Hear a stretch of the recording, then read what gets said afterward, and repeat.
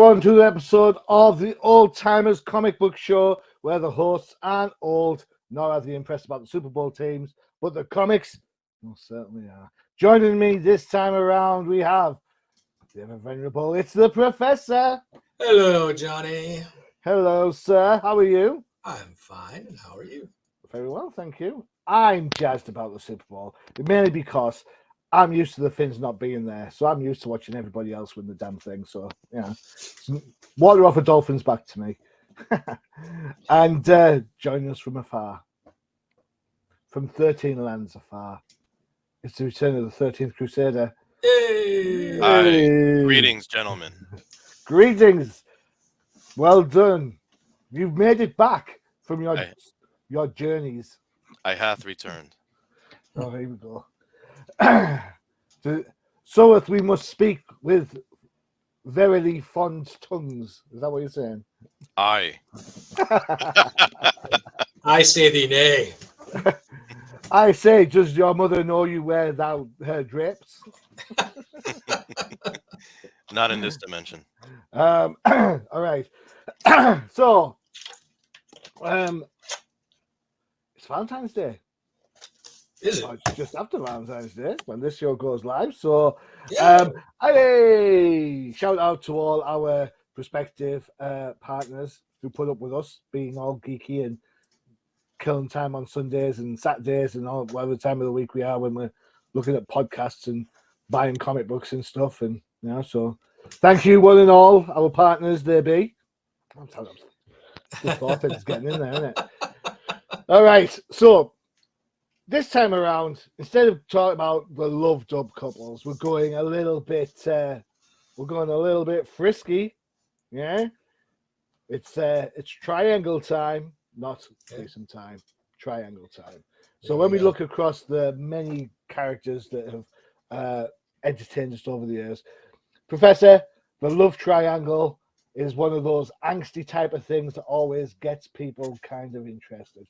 Other than the ones that we're talking about today, what love triangles have kind of caught your attention over the years? Well, I do think that the love triangle meant it was a big thing, back in the early Marvel days where with Stan Lee, Kirby, and all that stuff. They were coming for their strength was romance comics, right? So. Right. That was the drama, the soap opera, and of course everybody just kind of wanted to read Marvel because it was the world outside your window. Well, we'll see from your pick. DC also had some of that love triangle stuff going on, but not until they really got into more of the drama in the Bronze Age, right? Nothing really Silver Age. I mean, it's ironic because I was looking at the creator list for this show, and you can say that the predominantly are Marvel writers at the very least. Yes. Although two of them have shared space across the block. 13th, when we talk about love triangles, I know your head. I know we all know you. You're going Peter, MJ, Gwen. Surely. Without a doubt. Without a doubt. It's epitome of Spider-Man lore. That's the thing that made Spider-Man work so good. Like Bud is absolutely right with the romance background was very helpful, but what made Spider-Man successful in general was that he was not an infallible character. And when you introduce these kind of dynamics, the interest levels go up. So not only is he fighting a different villain every week, he's fighting himself. But then on the other side of it, you look at it like you have Gwen and Mary Jane. Like, how stupid can you be? You know what I mean? So there's that angle too. Yeah. There's tons of other love triangles in comics. All right, hit me with some.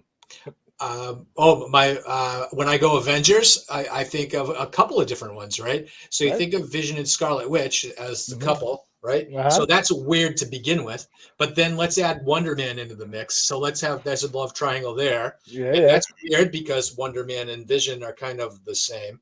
Yeah. And then if you were to keep Vision and Scarlet Witch, let's throw Mantis in there. Because Mantis went in there was a little bit of a foil, and Steve Englehart's run kind of had the thing for the Vision, and her and Scarlet Witch had a little bang there. And the other thing is the reason I didn't go with Vision, Scarlet Witch, and Mantis was because you could throw Swordsman in there, and then we would have a love quadrangle. Yeah. Right. The angles of that quadrangle are just too great to compute.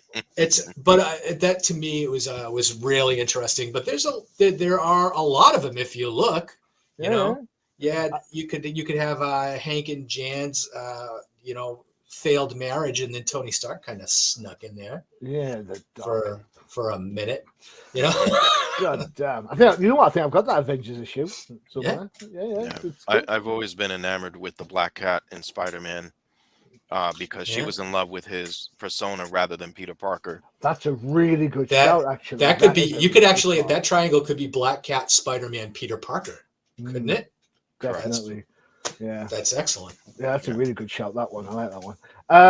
I think Avengers wise, I like it's a little bit on the downside, but I really like the Crystal Black Knight Cersei triangle from around the 350s, 360s, I think it was. I think that was a really nice little thing. Characters that you don't necessarily think of in that sort of light. X-Bods, I mean, Cyclops with the White Queen as opposed to Jean was a big thing. I don't think it fits within the parameters of this show, unfortunately, for the Same age for of Wolverine with Cyclops and Jean. Yeah, that's a good one. DC-wise, I mean, we all know Superman's wholesome, and Batman's a man-whore. So Well, with Superman, you have Lana and Lois for ages. Always, it can be argued, I would say, because he does care for Lana. There was a moment. There was a time where Lana showed it back up, and then that was the big thing for a little while. Was Lana was around, and so was Lois. Right. I always thought Lana, and this is how I sort of like viewed Superman back in the day. I thought Lana was Clark Kent's Smallville girlfriend, and Lois was Clark Kent's proper girlfriend. That's right though. And that's kind of how I viewed it. So to see them as that's like sort of like saying like your high school sweetheart is the girl you met when you were in high school, and then when you go on to college and have a career and everything, then you marry somebody else. That's kind of how I envisioned it. I never thought the two were competing for Clark's affection. I mean, Laurie Lamaris maybe, but I mean, who doesn't love a mermaid, right? Mm-hmm. What's up with the LL alliteration with Clark's girlfriends? Yeah. What's that mean for Lex Luthor? Interesting. I didn't put two and two together until right now. And now I wish I hadn't bothered. and today we're putting 2 and 1 together. So yeah, two become one. It's the beast with 2 backs or 3 backs in case. Hey, don't forget too that Maxima had a huge crush on Superman. Yeah, she did. While he was with Lois. Yeah, was that? I'm trying to think DC wise, because otherwise, you've got. Well, you got Batman and Talia as well. I mean, Batman's. I mean, you could have how many triangles can you have with Batman? How about Robin, Starfire, and Batgirl? Who? Sorry. Robin, Starfire, and Batgirl, or Nightwing at the time. There's the one. Yeah, that's another. Was that going on at the same time though? Was he having relations with Starfire and Batgirl? He never lost his affections for Barbara Gordon. That was always there. Yeah. Interesting how DC never seemed to know what to do with that. The flip flop between Starfire and Batgirl. Even now, I'm not quite. I think that. Yeah, I think the love triangle gimmick really works in Marvel, but with DC, I just don't think that they were that much into the whole drama thing. Okay, fair shout. Right, let's get into our first book. And as he hasn't been here for a while, first strike goes to the 13th Crusader for this bad boy. This is Thor Annual number 9 from August 1981. On eBay, you can get this in the UK for between £7 and £11, depending on grade. Go collect, and a grade 9 has it at $33. There you go. Written by Chris Claremont with art by Luke McDonald. Inks are by Vince Coletta. Bonnie Wilford is on colours. Ron Zamy, Jim Novak, and Janice Chang, depending on how you pronounce it. Sorry, Janice. Round off the letters. God knows why you need 3 letters on the book. Who knows? Because it's a triangle. You need one person to draw each side of the triangle. I suppose that's a fair shout. Verbosity Shurith is Claremont's scribings, as someone would say in Thor language. 13th. This is yours. Take it away, sir. Yeah. So before talking about this book, I thought it would be important for those for the people in the audience who read Thor. A little bit of research for you here that I did. Okay. So before reading this book, not required reading, but helpful, in Thor 136, um, that book basically covers Thor's had a long romance with Jane Foster. There's no doubt that he's loved her for years and decades. Um, but in Thor 136, Odin kind of sinisterly said, "Hey, I'll allow you guys to get married." He Hey. basically turned Jane immortal. And when she turned immortal and was in Asgard, she was like, "How the hell do you guys deal with this every day, being attacked by monsters and demons, things like that?" So, long story short, Odin sent her back to Earth, and he kind of did that to show Thor, like, look, you can't be with a mortal woman, which is the same kind of recurring theme in almost every Thor issue there was in the early days. You fast forward to Thor 231, and things get interesting, where Jane Foster was in a hospital because she attempted to kill herself. So she suffered some injuries, and her injuries were pretty bad. And then Hercules and Sif, they go and get a rune staff from a guy named Camel Tharn, which was going to be instrumental in helping Jane Foster recover. But the trick was Sif. Sif has always had a love interest in Thor, and she couldn't stand to see Thor suffer so much when he learned that Jane was in the hospital. So once they recovered that rune staff, Sif basically gives up her life force to save Jane. Oh. So it's weird. It's crazy. Um, after Who the wrote? events, Who after wrote that? Sorry to jump in. wait, Who wrote that? Who penned that as an idea? Because that motif comes up in this book. So was that a Claremont idea as well? I think this is the Jerry Conway era of Thor. I could be Okay. mistaken, but after the events of when Jane almost committed suicide, um, I'm sorry. Let me backtrack. So when after her events, or when she was banished to Earth after being immortal, Mm-hmm. all of a sudden, Odin kind of created the situation for Thor to be reintroduced to Sif. And right from then and there, Thor and Sif started having a relationship. Mm-hmm. Jane Foster went back to Earth and met a doctor who strongly resembled Donald Blake and Keith Kincaid. And then they went on their merry way until this issue. Mm-hmm. So in this issue, in Thor Annual 9, there's quite a number of things going on. A day in the life of Thor as the Donald Blake persona, uh, expert surgeon, and then obviously his other life as Thor. I love when Thor is in Asgard more than I do when he's on Earth because it gets more fantastical, but that's my take. Yeah, it's a little bit Grey's Anatomy here, isn't it? So you see Oh, him nine here. pal page. Oh, great. You see him here with Sif in this comic book, and remember, so through time, when Sif gave her life force for Jane, eventually Jane tapped on the sword or on Sif's sword and became Sif. And Sif's personality kept becoming dominant to the point where Jane was dormant. And it was more of a permanent change rather than like Thor and Donald Blake, where he could just tap his cane or the hammer and he can change to and from. Um, the Sif slash Jane Foster character didn't have that same luxury. Mm. But ultimately, the premise of this book, it's Odin versus Dormammu in a game of chess for a battle between chaos and order. Mm-hmm. Thor is severely injured in here, not severely injured, but he's concussed in here. And when he's starting to come to, he starts to see what's happening between Odin and Dormammu. In trying to figure out how to get him Odin out of this mess because he can't really interfere, he goes to the dark dimension, and in the dark dimension, Dormammu's realm, Thor is trying to get Dormammu to leave that game. Mm. So a trip to the dark dimension in this book. You don't see Thor in here too often in this dimension, but I liked it nonetheless. It really reminded me a lot of the Steve Ditko Dark Dimension in here. Yeah. Okay, good So call.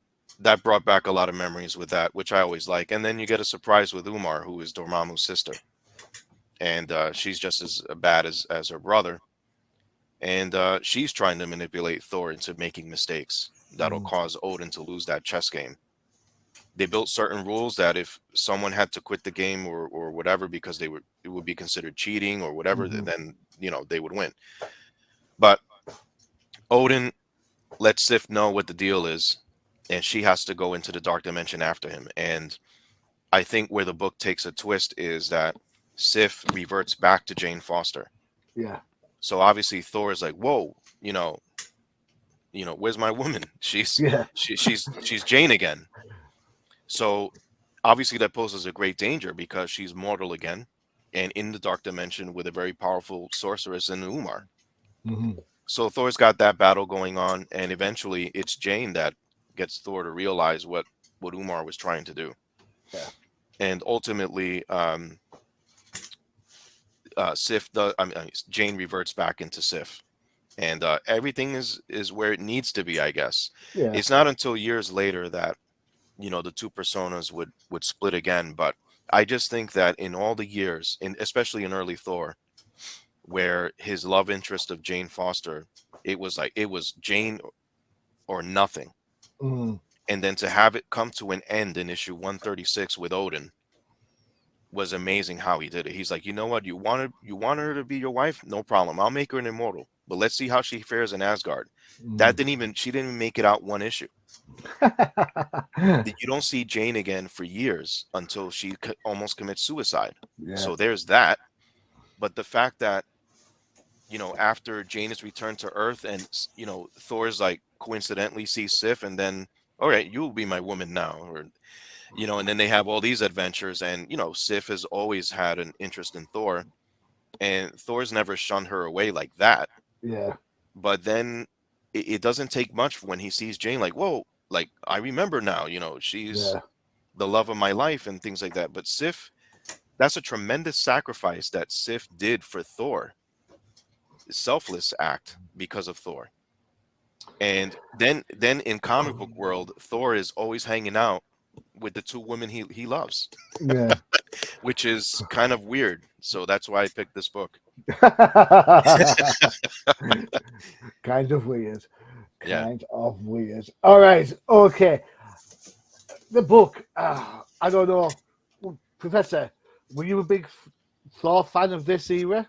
I was not when I was this age collecting, but now it's kind of grown on me a little bit. Some of these stories are still pretty hokey. This one's pretty not great, but there's a couple of things that I like about Thor that I wish they did more of, and that is like Thor fits so well into the Doctor Strange mythos of like the magic and the dark dimension and Dormammu. I'm like, wow, how come Thor hasn't fought Dormammu more? Like, yeah, I'm just like, I'm looking at this going, this is just like tailor made for Thor and Asgard and I'm just like, give me Crimson Bands of whatever we call them. I'm surprised we don't see more of this. The other thing was the whole Thor love triangle to me with Jane Foster and Sif. That resonates to me of more of Thor's love affair between Midgard and Asgard, right? Yep. And that they did so many times.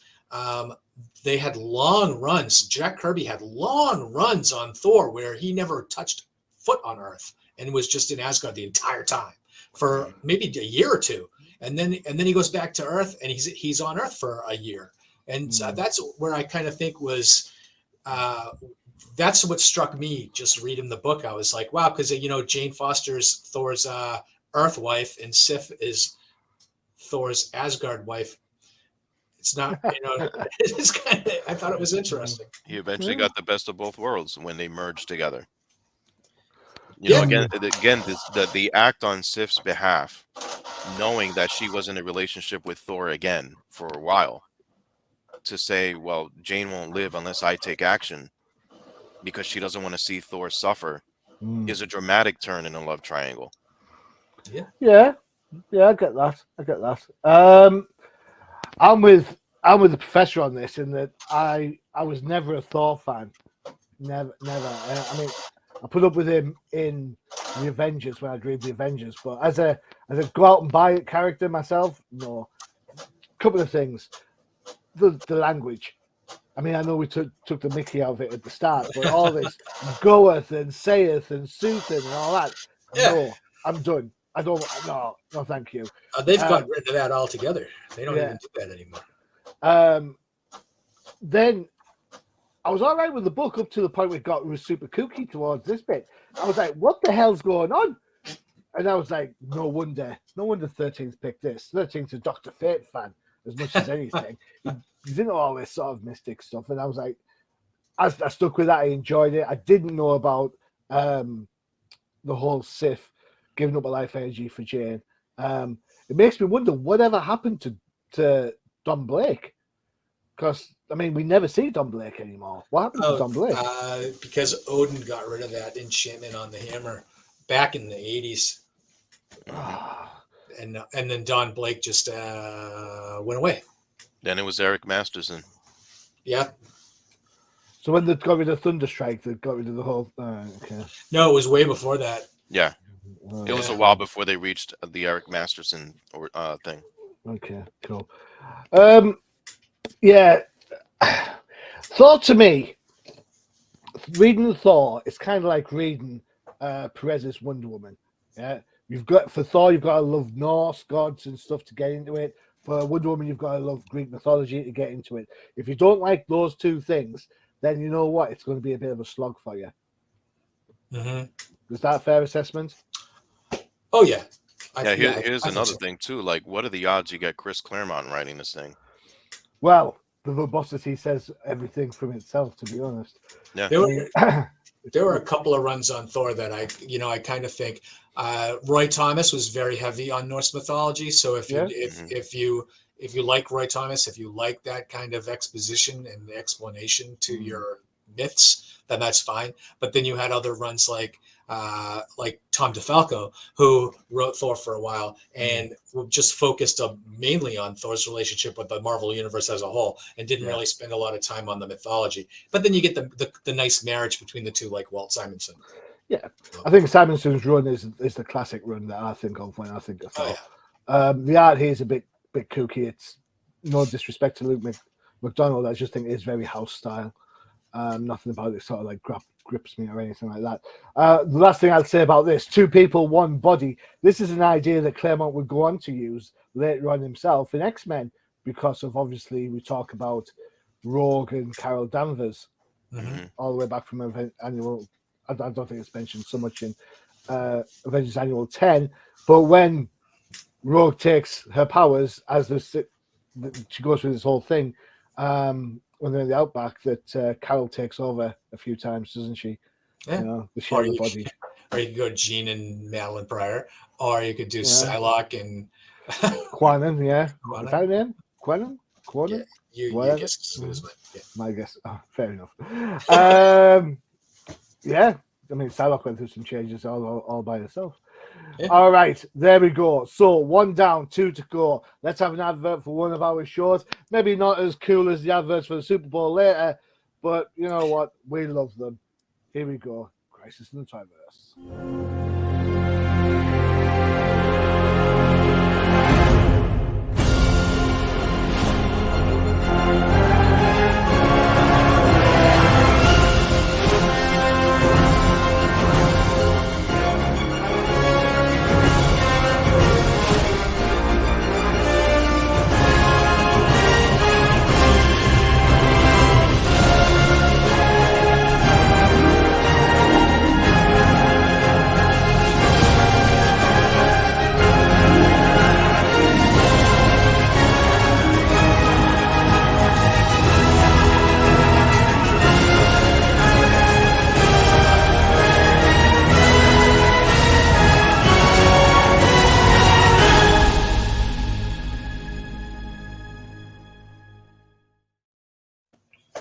But there was some triangles in that trailer there, so lots of pieces going on there.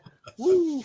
I mean, how handsy that guy from Mortal Kombat, whatever his name is. All right, that's one down. We're up with the Professor's choice. The Professor has gone for a classic in the making. I'm not quite sure, but here we go. It's Fantastic Four, number 277 from April '85. eBay, you can get this for around £3. Again, depending on grade. And on Go Collect, it's got it down as $34 to $48. Again, depending on grade. This is Fantastic Four in the 200, so it's John Byrne, both writing and art. Jerry Ordway is on inks. Glynis Wen is on colours, and John Workman is on letters. Whew. Yeah. Professor, Fantastic Four. What is this? I don't know. You look at that cover, and it's like one of those rando quarter bin issues, doesn't it look like? Yeah, it's like I've just put down the thought book about demons. Now you're picking up another one with a demon on it. I'm like, oh my god. This book was if you read through the thing, there's a lot of different things going on in this book, and some pretty significant stuff. So this book is the reappearance or the coming back to Earth of Ben Grimm, the Thing, and this is post Secret Wars. So Secret Wars in '84, he decides that he's going to stay on Warworld. And this is his return. Now, lots of stuff has gone on since he left a year previously for Secret Wars. And the big thing was he left Alicia behind. Alicia Masters, his girlfriend of, at this point, right, over 20 years, right? Yeah. The Fantastic Four run. So, Alicia was synonymous with Ben. They were together for that time. Before they left, however, there was a little trouble in paradise where Thing was pretty much, feeling sorry for himself and thinking that maybe there's, it's a dead end relationship and there's nothing that he could do to make her, he didn't think she loved him for him. I bet at least you didn't see that coming. Yes, the handicap jokes. Gotta love them. So anyhow, this, of course, he gets back to Earth. The first place he heads is to Alicia's, and little does he know that Alicia has not stayed stagnant and waited for him. He has moved on. And she has moved on and gotten into a relationship with Ben's best friend, Johnny Storm, the Human Torch. Flame on, buddy. Flame on. Flame on. And this panel says it all when he opens the door and then slams it immediately because he knows it's on at that point. Because, well, what else is going to happen, right? So this book, this really kind of gets into the whole drama of the whole love triangle, right? Where you have the Thing who believes Alicia still belongs to him, even though, that she was just going to be there when he got back, and finds her, of all people, with her best friend, Johnny, his best friend, Johnny. And, it leads into this big thing until Alicia stops everything with a big slap to the face and says exactly what's on her mind. Yeah. And then, of course, everything gets distracted by an alien invasion. Now, 13s, before didn't Bud say that the Thor book was hooky? I'm just saying, what a time for an alien invasion, right? I did say there's a lot going on in this issue. You did. So you did. This you got your money's worth here. So this issue did actually wrapped up, or it's the only place other than ROM where you would be able to find out like a kind of a reference to even what was going on in that storyline, right? So you had the Dire Wraiths, who had been all over the Marvel Universe that year, right? They were in X-Men, they were in Avengers, and here they are in Fantastic Four. But this is actually their last appearance because they all dropped dead. Right when it looked like Thing might become a victim to the old head tentacle there that comes out of the mouth If you remember the Dire Wraiths, they used to scare me when I saw them, and X-Men and Avengers. I used to hate them. But anyway, that's basically how this story wraps up. Except for at the end, where you have the only appearance of She-Hulk in this issue. She-Hulk, as you know, took over for Ben when he decided to stay on the Secret World planet. Mm-hmm. And she goes through this. Oh well, Ben's back. Guess I'm out. See ya. Guess I'm heading back to the Avengers Mansion. And at the end of this issue, is you find that that Ben says, "Hey, no, I'm not coming back to the Fantastic Four. You can have the slot." So that's a lot. That's a lot going on in this one issue, right? Where he comes back and everybody thinks he's back for good, and then you just find out he's not back for good. He's leaving. Mm. And all of it in all because of his relationship with Alicia and betrayal of his best friend Johnny. And that we don't even get into the second part of the story, which was right off. Woo. Which and you don't normally see this in comics. Sometimes you see it, but it's actually a split story. So on the top panels, you have the Thing and Johnny story, and the bottom panels, you have the Reed and Sue story, where they have been taken down to Mephisto's realm, where they're tortured and as you do when you're down in hell, of course. And Doctor Strange plays a big part in this as he goes in there to rescue them, and they realize that they don't really need to be rescued, right? Because it's Franklin. Franklin is the one that comes back, and he just takes out Mephisto with a bye-bye. Franklin the MacGuffin Richards. Yes, he's the living MacGuffin. Him and Scarlet Witch. That's all I'm saying. But that was almost like an afterthought story. But that was a big story with Franklin back in the day, where Franklin had these enigmatic powers, like he could just create universes, destroy whatever he wants, and he's like as powerful as the Beyonder in some instances. But he had put a mental block on. Or Franklin put a mental block on himself, didn't he? And then this was actually the breaking of the block. So it's I would say this is actually getting kind of towards the end of Byrne's run.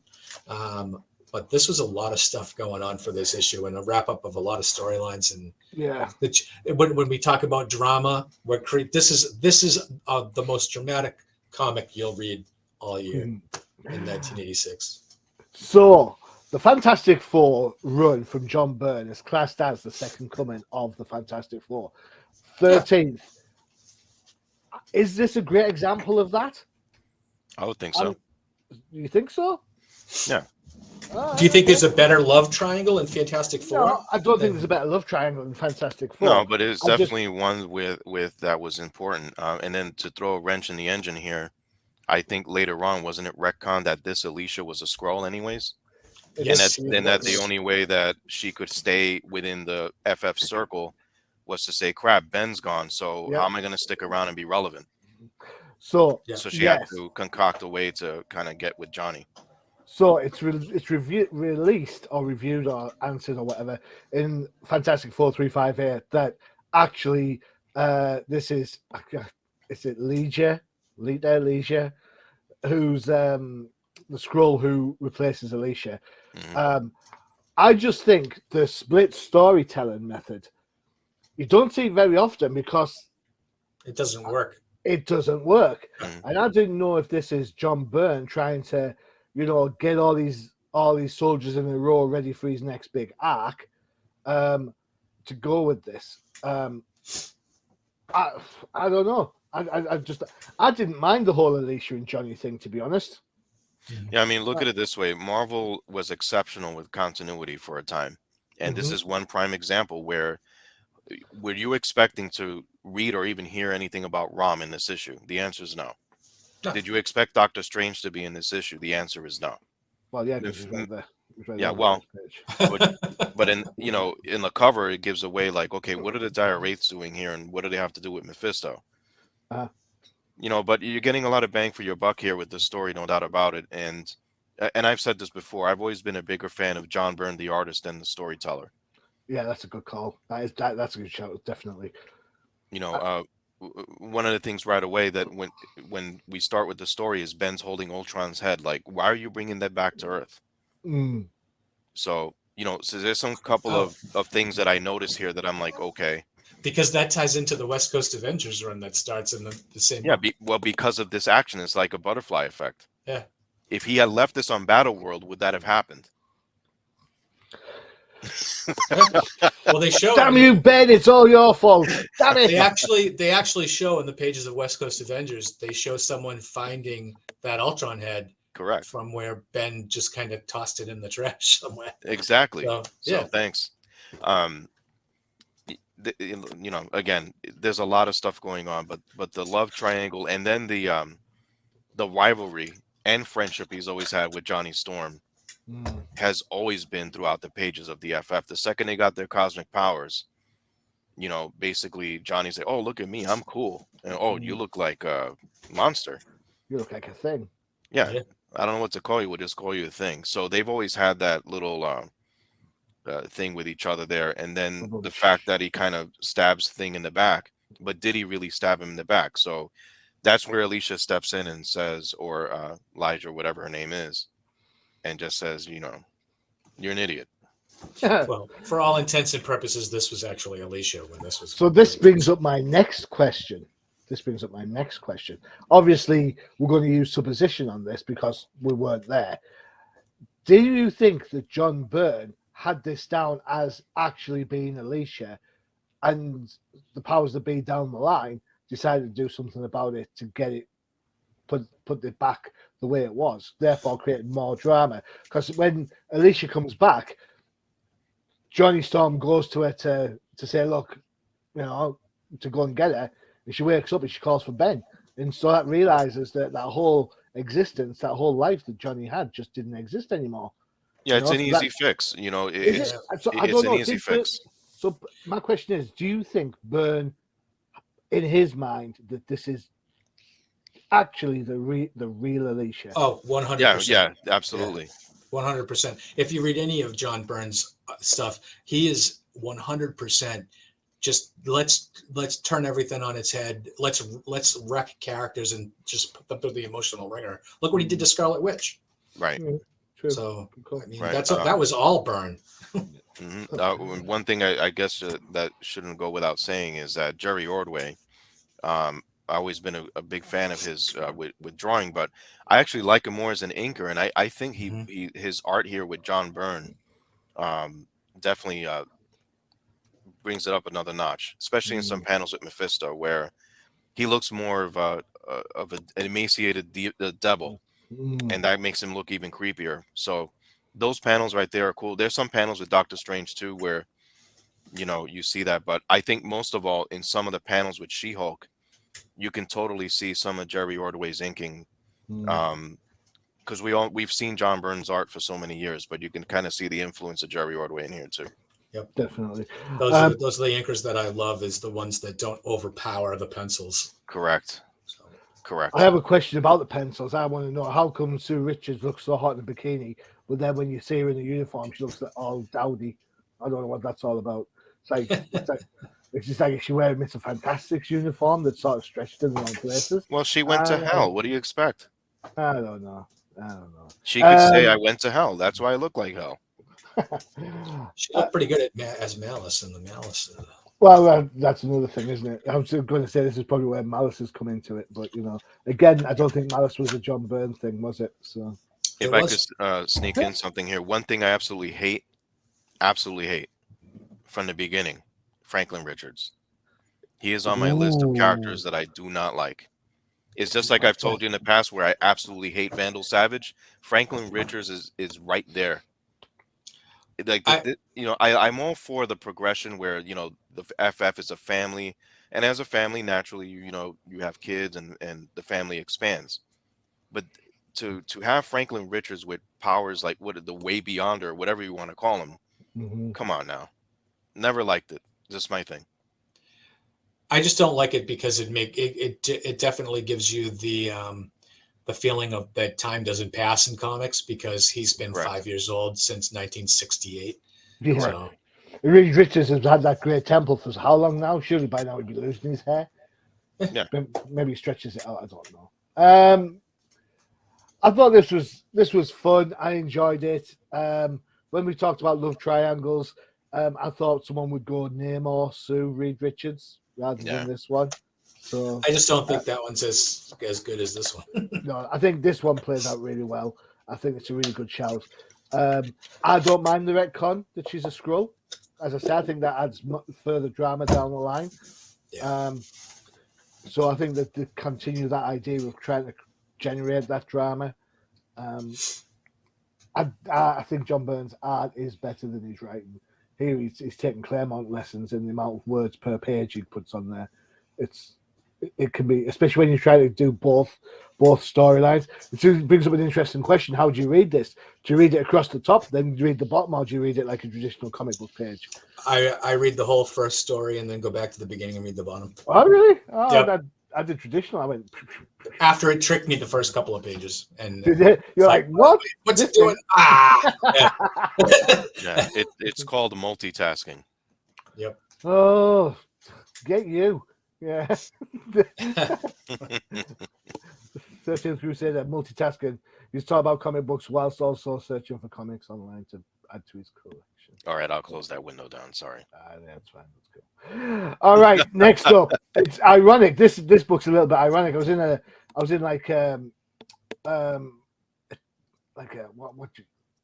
don't know what you call it, like a flea market type shop near where I live in Redcar, and I was looking through some comic books they've got. I bought some stuff there before. I don't buy a lot because they try and charge too much for what they think they've got. And I'd already said what books we were covering, and lo and behold, this was there. Couldn't believe it. I was like, how ironic. What's that all about? So this is my choice. I mentioned him earlier. Batman's the kind of man whore of the DC universe. This is Batman 355 from January 83. eBay, you can get this around £15 for a good grade copy. Go collect, have this down as $16 for a grade 8, up to $95 for a 9.6. I'd like to say that the one I saw yesterday was about a tenner. I didn't buy it. I already own the book, so that's fine. Written by Jerry Conway, art by someone that we never really talk about a lot, and that's Don Newton, with Alfredo Alessia as artists. Letterers are on by Ben Order, and this is an early Adrian Roy color scheme. So there you go. Perfect. Where should we go? 13th, you're a DC fan, so we'll start with yourself first. What's your take on this classic love triangle issue? I'm always a sucker for the classic Catwoman outfit, so the Me cover too. already grabs my Me attention. Yeah. And it was very, very hard to get past the first page. I'm not gonna lie. What, do you like cats? Is that what it's about? Yes, exactly. Yeah. And I think in this book, this is Don Newton's best panel, in my opinion. That one? Yes. I just, the pose, I mean, even the writing, it's like 2 words, Dammer. You know, Yeah. she's pissed, she's letting you know, and then there's a panther there. So love the decor. I just think the panel just screams of something from like the old Pope comics.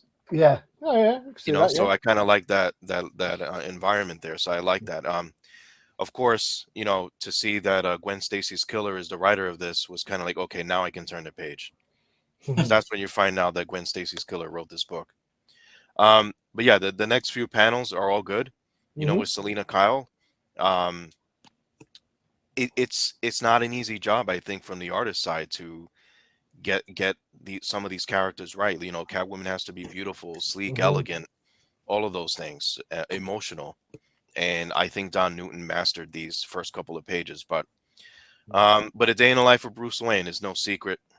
In his public persona, Bruce Wayne, he's the ultimate bachelor, I guess. Yeah. And people take notice when he's sort of committed to somebody.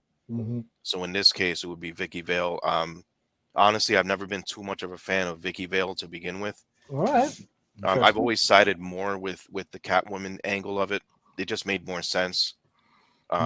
Being with Bruce could never really go out there and tell Vicky everything, whereas eventually he could with Selena, but that's years down the line. But for this purpose, Catwoman was still, I don't want to say unhinged, but she was fragile.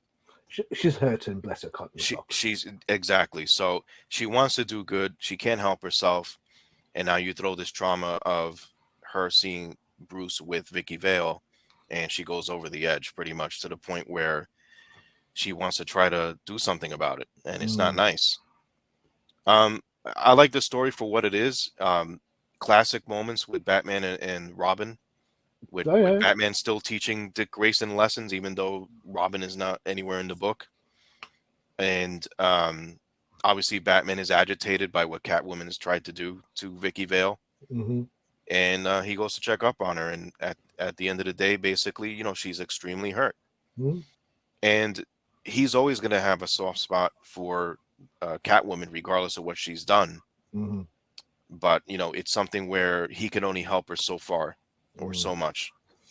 She has to come to these realizations. So it's a good story. It's one that you really don't see all that often in Batman world like this, where Catwoman is kind of unhinged and, to the point where she's so down and out, she locks herself up and goes away for 2 days. She really had feelings for Batman, and still does, and always has.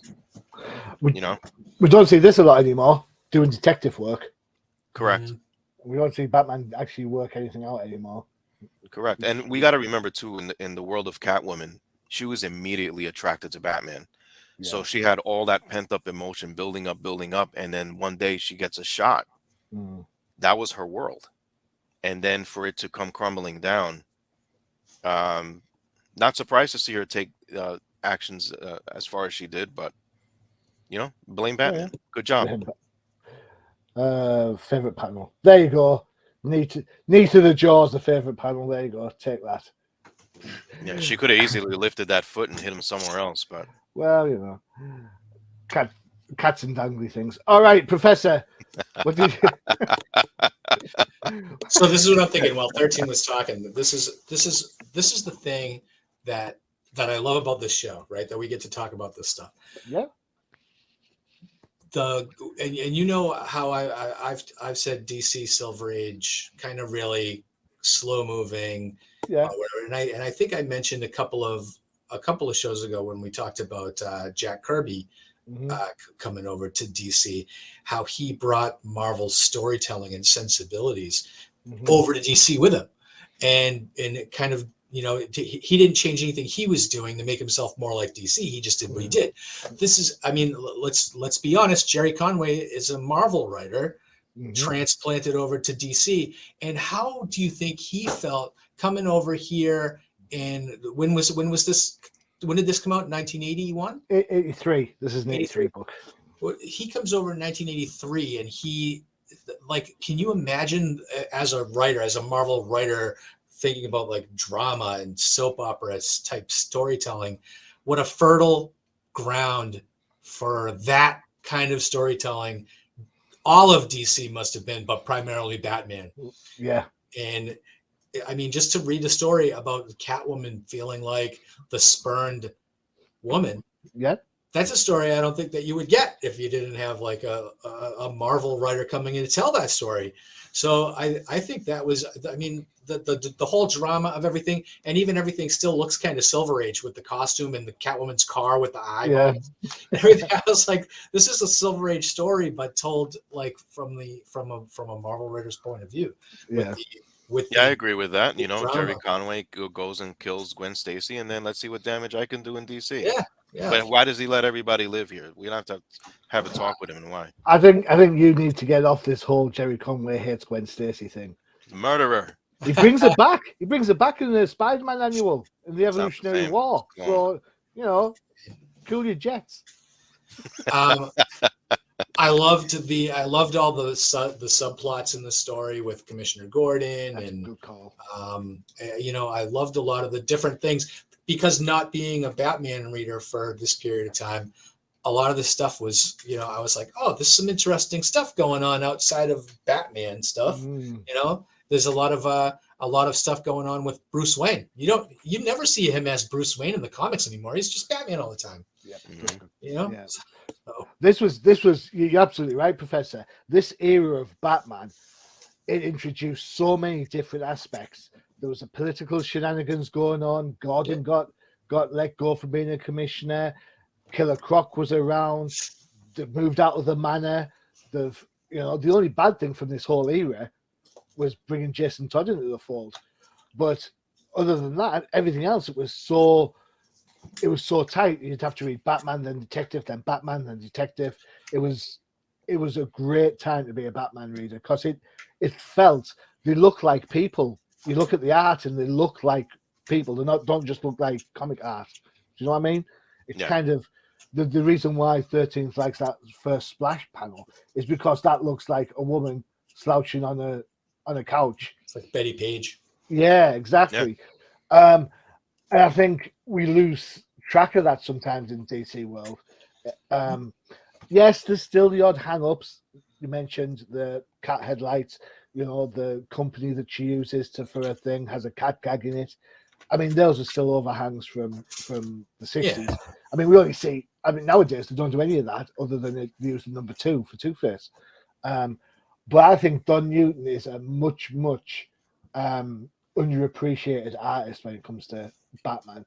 I think he has a sense of cinema. I think the darkness, the works brilliantly with the character. And if you can get any of the issues relatively cheaply around this era, then